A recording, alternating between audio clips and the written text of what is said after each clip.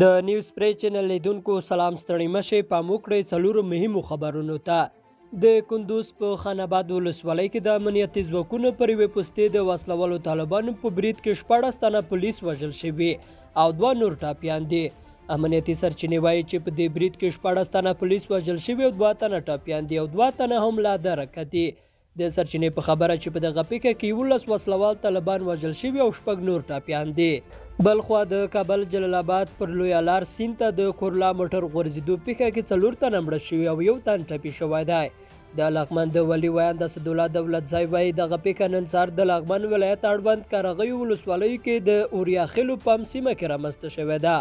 هغه ویلي چې ټپي روغتون ته انتقال شوی او زیاتوي چې پیښه د موټر چلوونکي د زیات سرعت له امله رامنځته شوې ده.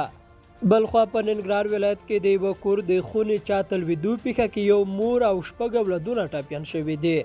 د ننګرهار ولایت مقام په خبرپاڼه کې راغلی چې د پیښه نن سهار د بیچراګم ولسوالۍ په میا کلي کې رامنځته شوې ده. سرچینې زیاته کړې چې په دغه کلي کې د یوه کور د خونې چا تلویدلی چې له امله یې یوه مور له 6 اولادونو سره ټپي شوي دي. او ځایي چارواکي وایي چې په غور ولایت کې د ګاز ډبې د چاودنې له امله د کرونا روغتون کې ورلګېدلی دی.